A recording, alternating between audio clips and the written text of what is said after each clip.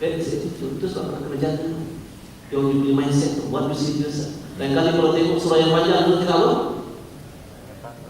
InsyaAllah. Walaupun belakang kepala itu boleh terdiam. InsyaAllah. Itu sebab kenapa kalau tuan-tuan tengok macam mana saya susun buku tu tuan-tuan. Okey. Muka surat yang pertama tu, muka surat yang kedua saya tunjuk satu ayat ni. Abasa wa tawalla. Kalau tuan-tuan tengok satu ayat di Abasa wa tawalla, apa sebenarnya? Pendek. Ini no problem, dia boleh hafal. Salah juga lah. Pasal dia cakap apa? InsyaAllah. Tiap-tiap hari kita kena bergantung pada Allah. Sama ada kita mampu nak handle atau kita tak mampu nak handle, kita must put ourselves down. Wa ibadur rahmanil ladzina yamshuna 'alal ardi hauna. Hamba-hamba Allah yang berjalan di bumi dalam keadaan merendahkan diri. Yang berkata kepada Allah, la haula wala quwwata illa billah. Tidak ada kekuatan dari saya, ya Allah. Hatta nak angkat sehelai tisu pun kita takkan mampu angkat kalau Allah tak bagi kita kekuatan. Meaning dia apa tuan-tuan? Meaning dia dalam hidup ni Allah sebut, ya ayuhan nas antumul fuqara ila Allah. Wahai manusia, kamu sangat berhajat pada aku. Meaning dia kalau Allah tak tolong kita satu benda dia tak buat. Tapi hari ini manusia bila dia ada kekuatan, dia rasa diri dia apa? Hebat. Dia rasa diri dia confident. Itu yang sebut kadang-kadang perkataan self-confident, self-reliance. Ini semua bahasa yang salah tuan. Alam semula jadi. Tuan-tuan boleh dalam perkataan alam semula jadi tak? Tak boleh. Saya pun tak terfikir dulu perkataan alam semula jadi. Kamu mana alam semula jadi? Alam itu jadi dengan sendiri tak? Sedangkan Allah sebut Allahu alladzi khalaqas samawati wal ardh. Tuan-tuan, ini semua misunderstood konsep of life. Ada beribu-ribu misunderstood konsep yang kita tak perasan. Itu sebab kenapa tuan-tuan baca buku You Are The Best tu, kena baca ulang-ulangkan. Nanti kita akan syarah di depan lagi. Okey? Baca dulu. Itu nanti bulan kita supaya kita tak nampak kehidupan qad ja'akum basairun min rabbikum. Semuanya telah datang kepada kamu al-basair. Apa al-basair itu? Right perception, right understanding. How do you see the world from right understanding? Baru kita akan dapat right mindset. Baru kita akan, kenapa mindset dari keputusan? Sebab dia akan guide kita what we need to do. Sebab sumber kita punya perbuatan kita datang daripada innamal a'malu binniyat. Yang dipanggil mindset orang ni. Tapi siapa yang boleh guide kita? Allah saja. Macam mana Allah nak guide kita? Allah akan guide cuma ma aswa min musibatin illa bi'idznillah wa may yu'min billahi yahdi. Tidak ada keadaan yang nak kamu hadapi setiap hari, tidak datang kecuali dengan izin Allah. Siapa yang beriman kepada Allah, macam mana dapat iman? Idza tuliyat alaihim ayatun zadatuhum iman. Kalau dibaca ayat-ayat kami, akan bertambah iman. Dan orang beriman sahaja yang akan dipandu oleh Allah melalui hati mereka. Okey, yahdi qalbah melalui hidup self-talk. Itu sebab pentingnya Al-Quran. Okey. Jadi sekarang tuan-tuan, bila tuan-tuan dah lihat 30 juz, apa 30 juz? Sekarang ni ambil satu ayat. Saya nak minta tuan-tuan buat secara praktikal. Jangan buat secara teoretik. Ni hari yang ke-23, malam ni ambil satu ayat. Kalau tuan-tuan nak lebih sistematik, tuan-tuan ambil buku saya di belakang. Okey? Janganlah siapa yang keluar daripada daripada dewan ini dia tidak ambil buku tu. Sebab dia dah niat nak baca buku kan Ini bukan nak kempen tuan-tuan, bukan nak kempen tapi memang nak kempen. Sebab damai ni damai, jangan lupa damai. Nampak Okey, tuan-tuan ambil satu ayat lagi. Katakan abasa wa tawalla, ada teknik dia juga kat seluruh itu. Baca 5 kali tengok, 5 kali kejamatan tanda. Lepas tu tuan-tuan baca antara 60 kali, will take you only 60 second, 180 second. Sebab sekali baca 3 second. Okey, 180 second. Orang yang tak pandai baca pun tuan-tuan boleh hafal. Sebab apa? Sebab kemahiran baca ni dia adalah skill. Kemahiran skill through repetition. Bila you hafal, you repeat many times. Daripada you tak mahir baca, you jadi mahir baca. Itu pengalaman saya lalu. Saya tak pandai baca tuan, bagaimana tuan tahu. Tapi bila saya hafal, akhirnya saya pandai. Sebab dia repetition. Kemahiran dapat melalui repetition. Jadi you akan dapat tentang sahaja mahir baca, you dapat hafal. Dan tentu bila you hafal, tiap-tiap hari Allah masuk you punya gaji tuan. Cuba bayangkan kalau kita Yasin berapa dapat? 20. Nasib baik kalau tak tukar jadi duit tu kan. Kalau ada tiap hari orang kata Yasin, walaupun 20 ringgit jatuh kat setiap ini. Macam lagi Yasin, jatuh lagi sebelah. Tiap-tiap hari orang baca Yasin. Tapi Allah tak nak bagi kita duit sebab duit nilai dia tinggi, nilai pahala bagi kita pada duit. Siapa yang buat pahala Allah akan bagi dia duit yang cukup. Itu semua ada dari saya cerita dulu sebanyak-banyak kita ceramah dulu. Balik-balik pada kita tadi. Ambil satu ayat. Jangan ambil banyak-banyak. Tetapi tuan-tuan bila kita hafal nanti, kadang-kadang kita syaitan ni dia datang jumpa kita. Mula dia harap kita jangan hafal dulu kan. Lepas tu kalau kita tak ada pahala kita hafal. Dalam kita hafal tu dia kan kacau kita. Apa dia cakap? Satu ayat dia hafal. Kan bila nak habis juzuk-juzuknya ni? Hafal lebih sikit. Nampak? Itu dipakai attitude knowledge. Yang ni yang dia kena handle. Dalam tiap-tiap kali yang menghafal, ini yang dia kena handle. Kadang-kadang kita dah baca 60 kali, 80 kali, 100 kali, tak ingat ke? Apa cakap? Dah cakap dah. Kamu dah tua, kamu tak dapat. 200 kali pun tak ingat. Dan kali, kalau katakan syaitan attack tu, macam tu dia dapat? A'udzubillahi minasyaitanir rajim. Ada lagi 1 minit sebenarnya. Jadi sekarang tuan-tuan, jangan ambil banyak-banyak ambil daripada hari ini 1 ayat saja sampai Ramadan akhir Ramadan. Minta kepada Allah setiap malam, ya Allah bagi saya mudah hafal surah Al-Quran. Minta kepada Allah, apa lagi doa kita? Bagi saya mudah faham Quran ya Allah. Minta kepada Allah bagi saya mudah amalkan Quran dengan ikhlas. Sepanjang-panjang hari-hari yang saya lalui selepas Ramadan. Ini doa yang betul-betul minta. Dan yang keempat tuan, bagi saya boleh sampaikan kepada orang lain. Kalau tuan-tuan mampu baca doa ni, tuan-tuan keluar dari Ramadan tuan-tuan, keazaman tuan-tuan, meningkat untuk dekat lagi pada Al-Quran. Itu tanda-tanda tuan-tuan berjaya bulan Ramadan. Dan itu juga tanda tuan-tuan Allah bagi kita malam Lailatul Qadar. Jangan kita hari ini kita malam tergalah, kita tunggu malam-malam akhir dia buat apa? Duduk kat surau masjid. Memang tuan-tuan tak ada masalah, kita berzikir, kita solat, lepas tu dia buat apa? Sampai-sampai dia berzikir dia buat apa? Tengok-tengok senyap ayam pun tak pokok, anjing pun tak nyala. Apa dia buat? Dia SMS kat kawan ni, bangun malam Lailatul Qadar. Saya pernah terima SMS tu kan. Saya jawab balik, mana tahu betul Lailatul Qadar? Allah saja yang tahu. Yang penting sekarang ni kita kena tahu apa ciri-ciri malam tu. Malam diturunkan Al-Quran. Inna anzalna fi lailatin mubarakah. Makna siapa yang akan dapat malam tu? Orang yang bersungguh-sungguh nak baiki diri mereka dengan Al-Quran, yang menanam keazaman mereka dalam Ramadan ini, dan berjanji kepada Allah, ya Allah saya akan bersungguh-sungguh selepas Ramadan ini, saya akan lebih bersungguh-sungguh lagi Allah untuk dekat pada Al-Quran. Orang tu insya-Allah yang dapat. Nampak? Jadi nak dapat yang sebenarnya itu kan tak susah. Kita kena tanam keazaman yang kuat untuk kita dekatkan diri kepada Al-Quran. Jadi tuan-tuan, cara tuan-tuan buktikan kepada Allah, saya nak hafal. Bila kita hafal, kita akan selalu baca. Bila kita selalu baca, Ruh Quran, Nurun ala Nur, cahaya Quran akan makin dekat dengan kita. Hari ini mungkin kita tak nampak macam mana pernah saya tak nampak macam mana hafal. Tapi buat itu, Allah akan tunjuk cahaya. Okey, dia akan keluarkan kita daripada kegelapan tak nampak macam mana hafal Quran kepada cahaya. Tuan-tuan jumpa malam ni. Lagi baik hari ni tuan-tuan guna buku tu. Kalau buku tu dah hilang, pergi cari lagi. Hari ni pun saya buat tak banyak bukan campaign sana. Minta maaf. Okey, dia tuan-tuan minta tolong tuan-tuan ini saya merayu kepada tuan-tuan supaya hafalkan Quran. Mulai daripada hari ini. Kalau hari ini kita hafal 5 ayat 10 ayat, ditakdirkan kita meninggal, Allah akan letak kita sebagai orang yang menghafal 7 surah. Inna Allah la yanzuru ila suwarikum wa la ihsanukum wa la yanzuru. Nampak? Itu sebab saya kata semua orang boleh hafal itu surah. Tapi dia punya doa senang kan? Apa dia? Saya cakap dulu. Ingat lagi doa tu. Apa dia? Ini doa yang saya ajar. Allahumma paksa kita doa. Kena paksa diri kita nak hafal Quran. Tapi paksa sikit-sikit tuan-tuan. Asalkan tu yang pesan sampai tuan-tuan. Mula-mula ada dalam sikit apa yang kita buat pada pagi ini. Saya selalu berustaz. Wallahualam. Masih pada Ustaz Dr. Syafiq di atas perkongsian tentang tips menghafal Al-Quran, kerana kita berada di bulan Al-Quran dan Nabi SAW bersabda, asyraful ummati hamlatul Quran, semulia umatku ialah orang yang menghafal Al-Quran. Seronok tuan-tuan kerana melihat bagaimana teman-teman kita yang berhimpun di dataran Al-Quran, masing-masing seharian mereka membaca Al-Quran.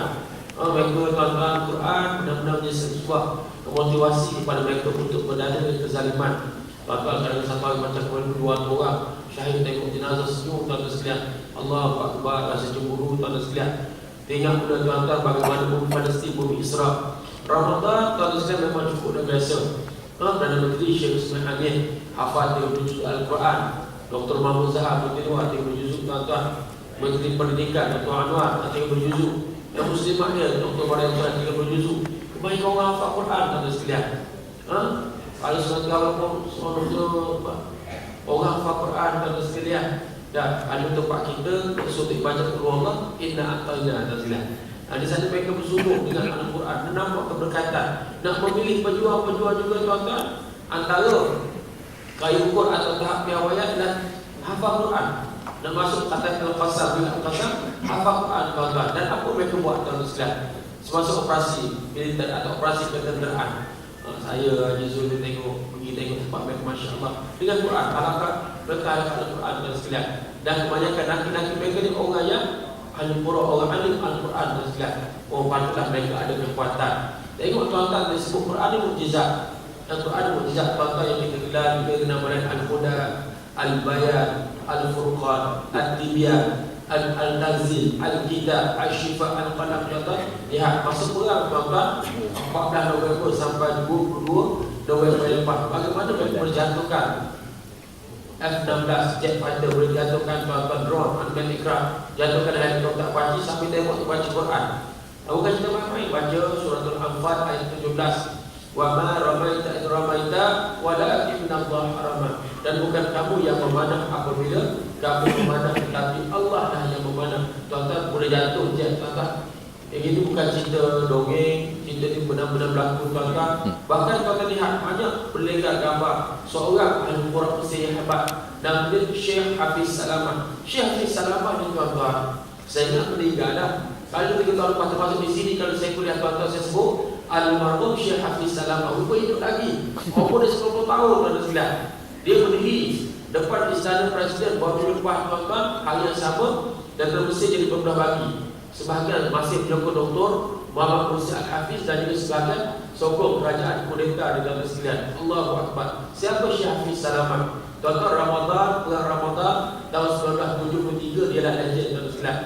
Dia orang hebat, masa kata kembali Israel anda bawa mana harapan dari pasir. Saya sebutkan satu. Tuan-tuan ingat balik di Bali baca surah Al-Anfal ayat 17 yang kita baca tadi. Boleh terbakar, kita kembali tuan-tuan. Ini cerita mukjizat Al-Quran dan memenang yang Allah berikan, nusrah yang Allah berikan kepada ulama dan juga ahli Quran Syekh Hafiz Salamah. Jadi tuan-tuan sekalian, Quran begitu besar makna kepada kita orang beriman. Al-Quran begitu besar kepada kita yang memperjuangkan agama Allah Subhanahu wa taala. Jadi tuan-tuan, saya tanya santik kepada Dr. Syafi'i. Pasal apa tuan-tuan tengok Najib Tabur anak orang hafal Quran di Indonesia ni jauh kecil di sebab berbanding orang hafal pada sebelah subkontinen. Tuan-tuan tahu di sebelah subkontinen India, Pakistan, tuan-tuan sekalian, India Utara, Jawa semua, ada di sebelah timur-timur, di Palestin, di Mesir, tuan-tuan di Syria. Kenapa di sebab kita hafal Quran 30 juz kecil saja. Tuan-tuan, adakah dia berkaitan faktor makanan? Adakah berkaitan faktor makanan? Tuan-tuan pergi kedai mamak, suka kedai mamak 7-8. Saya suka tuan-tuan. Tuan-tuan sekalian tengok pati. Kalau kedai takwa si Koba, dia bagi seorang bagi mau makan apa? Kita 10 orang, kita boleh tak ambil pasal pok kelak. Kita lah tak makan apa, roti dan roti. Kita semua dia tak tulis satu dengan. Dia keluar tuan-tuan sekalian, apa dia? Makanan semua yang kita order semua lengkap 10 orang tuan sekalian. Kata Masya Allah, rupanya tuan-tuan kerja tu dia hafal Quran 30 juz. Mana orang hafal Quran, otak dia sistematik tuan sekalian. Masya Allah. Kita tak masuk dalam Melayu tuan-tuan, orang tengok telefon, kopi buka tuan-tuan. Allahu Akbar. Saya sebut itu sisi positif, sisi putih kedai mamak yang pekerja hafal Quran. Mamak banyak ini tuan-tuan, ada juga tak hafal pun ada. Ustaz Talibah masuk, mamak apa ada? Semua ada. Semua ada. Susu ayam ada? Ada. Susu ayam pun ada. Dia masuk balik dalam dapur, orang sudah habis. Ada juga. InsyaAllah. Jadi Tengok apa Quran dengan ada menyesal kuat. Masya Allah, Islam. Jadi tuan-tuan kita dah buka ini. Adakah Al-Quran ini ada gerti berkaitan dengan makanan? Apa yang boleh dimakan, apa yang tak dimakan. Ini silakan. Terima kasih. Hebat saja. Sesuai yang jadi yang yang sebenarnya kita punya kekuatan akal. Macam mana ada saya sebut tadi, dia bergantung kepada hati kita. Okey, Tuhan Allah SWT nafsi jasadil mawdu'ah. Dan sebenarnya makanan pun merupakan faktor yang penting. Ayat sebenarnya Al-Quran. Sebab Allah SWT, ya ayuhan nas kulu mimma fil ardi halalan thayyiban. Makanan ini sangat penting. Banyak hadis yang ada kaitan makanan. Okey, jadi Allah kata makanlah di muka bumi ini apa dia? Benda yang halal dan benda yang thayyib. Jadi memang kena jaga benda tu. Tapi tuan-tuan kalau masih yang sama, kalau kita jaga makanan, kita tak hafal. Kadang-kadang apa makanan yang boleh buat peringatan kita, apa dia? Madu, kismis. Tapi kalau kita makan kalung-kalung kismis, tuan-tuan, kita minum betul-betul madu, kita nak hafal tak jadi tiga. Tapi itu sebab yang sebenarnya menghafal Quran ini.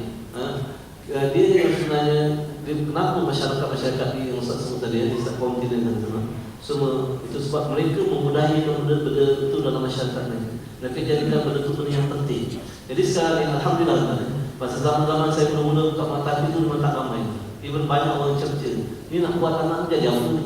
Besok nak hafal Quran, besok nak makan apa? Nampak tu? Saya ajar pelajar-pelajar saya itu. Kalau orang tanya macam tu, saya kata insya-Allah Allah akan bagi kita makan lebih daripada orang yang tidak hafal Quran. Sebab apa? Sebab Allah sebut, Allah dah janji dalam Quran kan. Dia kata inna Allah ahdi. Dalam dunia Allah ada dia punya keluarga dia. Siapa keluarga dia? Keluarga Allah tu ahlul Quran. Dekat dunia pun Allah dah ada dia punya ahli keluarga dia.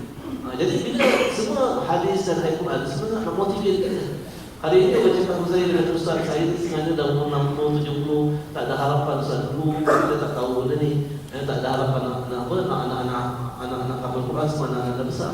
Saya kata kalau kita tak boleh nak suruh anak kita hafal Al-Quran, kita hafal salah.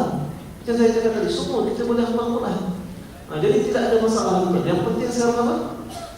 Yang penting semalam ada kemahuan kita, niat kita, keazaman kita. Dan tak perlu buat banyak-banyak. Allah tak suruh kita buat banyak-banyak. Allah suruh kita. Dan kita hari ini kalau nak hafal Quran, kita kena hafal kerana dia kenapa orang sekali nak hafal Quran? Kenapa? Sebab kadang-kadang dia dah hafal ilmu macam ni tuan, yang dipanggil bukan full time student. Kalau kita bukan full time student, kita apa? Part time? Atau part time student? Bukan tuan, no time student. Macam kita no time student, dah hafal tak? Memang boleh tuan. Tapi masalahnya sekarang ni, bila kita dah tutup dia punya ruang, kita tak dapat. Kadang-kadang macam-macam alasan kita bagi. Saya ni otak dah karat Ustaz. Kan, macam mana apa? Kalau kita tahu otak kita dah karat, kita sekian dekat ATM, penuh karat otak air. Ada tuan. Allah tak sebut pun orang dewasa tak boleh Al-Quran. Yang Allah sebut apa? Walaqad yassarna al-Qur'ana lidzikri fahal muhtadi. Kami telah mudahkan Al-Quran itu kau pelajari. Tuan-tuan buat dia dulu. Buat dia dulu. InsyaAllah tuan-tuan apa? Akan dapat rasa dulu. Okey, buat satu ayat seperti saya cakap tadi, baca sampai 200 kali. Okey, macam mana nak baca 200 kali itu? Masa bawa kereta. Okey, dalam kat rumah baca 60 kali. Ini dia akan 3 minit saja. 3 minit saja untuk memerize the whole Quran. Bukan nak memerize apa? 2-3 ayat. The whole Quran. Satu ayat. Rasulullah SAW menghafal Quran berapa lama saya tadi? Rasulullah SAW menghafal Quran berapa lama tuan? 23 tahun. Nampak? Hari ni kalau kita ambil satu ayat 20 tahun habis. Kalau tak habis, saya cakap tadi, Allah akan letak kita sebagai orang hafal Al-Quran atas niat kita. Jadi yang penting adalah focus on effort, don't worry about results. Tapi hari ini kita focus on results then make our energy. Kita jadi lemah tuan. Bila kita fokus on results, apa kita cakap? Dah apa banyak kali tak dapat, dah apa banyak kali tak dapat. Itu skrip kan? Skrip yang salah. Dan kali kalau dah hafal banyak kali tak dapat, cakap apa?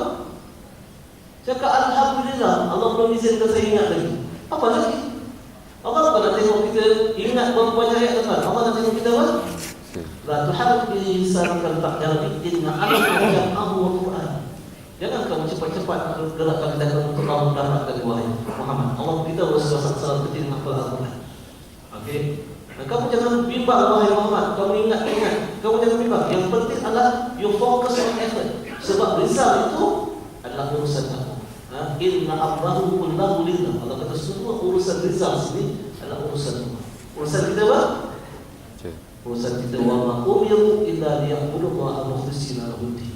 Itu kerja kita tuan-tuan. Focus on effort. Don't worry about business. Hari ini kalau kita hafal, kita dapat apa lagi? 200 kali tak dapat? Baca lagi. 300 kali. 300 kali tak dapat? Baca 400 kali. Jangan bagi seribu dalam 400 kali tak baca pun tak dapat masalahnya. Jangan cakap macam tu. Cakap Allah belum izinkan saya dapat lagi. Teruskan. Tiap-tiap huruf yang tuan-tuan baca, tuan-tuan akan dapat rezeki. Jadi sebelum saya salam balik pada Ustaz ni, saya tahu Ustaz pun ada minta sumbangan untuk tadi diterang Ustaz. Saya pun nak minta sikit tapi tuan-tuan bagi Ustaz lebih. Okey, tuan-tuan boleh bagilah. Okey, tapi kita sikit pun tak apa. Okey, semua nak ambil barakah saja. Saya kata wallahu. Masih muslimin dan muslimat yang dirahmati oleh Allah sekalian, selain daripada kita berusaha untuk menghafaz Al-Quran, untuk keselamatan akhirat kita, untuk keluasan dan kelapangan kubur kita tuan-tuan, salah satu cara lain tuan-tuan untuk kelapangan kubur kita, untuk kelapangan akhirat kita infak, kita wakaf, kita derma, kita bantu mana-mana pusat tahfiz yang akan lahirkan generasi Al-Quran. Ini pahala yang paling besar. Sebab tuan-tuan sekalian, kita nak tahu tuan-tuan sekalian, sempat Ramadan ke depan kita dapat menikmati suasana Ramadan pada tahun depan. Ramai teman-teman kita telah meninggal dunia kena kanser, jantung, kena stroke tuan-tuan sekalian. Dan ini maklumat terbaru tuan-tuan, Ustaz Ghani Abdul Rahman tadi dihantar ke hospital tuan-tuan, tidak sedar diri. Ustaz Ghani Abdul Rahman dan belajar kita mencurahkan bakti kepada kita. Ustaz Ghani Abdul Rahman bekas pensyariah UKM tuan-tuan sekalian, pernah jadi pendakwah terbaik dan persatuan. Contoh tuan-tuan sekalian, ustaz-ustaz kami kita dah ramai meninggal dunia. Para asatizah kita ramai dah meninggal tuan-tuan. Maka saya berayalah tuan-tuan bagi pihak Ustaz Tafiz, Ustaz Dr. Syafi'i dan juga Mak Tafiz Anwar, semua yang tuan lihat bangunan itu dapat duit tuan-tuan. Satu sen pun tidak ada daripada kerajaan, daripada pusat tidak ada. Mereka duit tuan-tuan. Tuan-tuan boleh singgah nak mandi, nak solat, nak baca Quran, iktikaf, nak hantar anak-anak muslim ke sekolah, insya-Allah dipersilakan. Orang dekat dengan tuan-tuan Haji Zuhair berdahari yang betul lumus tuan-tuan sekalian. Dan pagi tadi alhamdulillah ada orang bagi 10,000 tuan-tuan sekalian. Kita cuma perlukan untuk siap di dataran Nangku, Tas dan juga Syiri dan sekalian, dan kos 100,000 lagi termasuk pagar dan sekalian. Asrama kena ada pagar tuan-tuan. Budak tapi pun lalu malam-malam tuan-tuan. Budak remaja tuan-tuan, budak remaja memang dah tuan nakal sikit. Dah tak nakal namanya Robocop tuan-tuan sekalian. Jadi insya-Allah kita akan pagar jantin dengan sikit pondok pagar di depan untuk memudahkan usaha menjaga pelajar tahfiz. InsyaAllah tuan-tuan merujuk pada Haji Zul Wahjar, bendahari yang kita cintai tuan-tuan sekalian, insyaAllah. Jadi sekadar itu saja perkongsian pada tengah hari ini. Semoga semua tuan-tuan sekalian itulah bekal tuan-tuan untuk bawa kubur tuan-tuan akhirat tuan-tuan, insyaAllah. Wallahu a'lam. Assalamualaikum warahmatullahi wabarakatuh.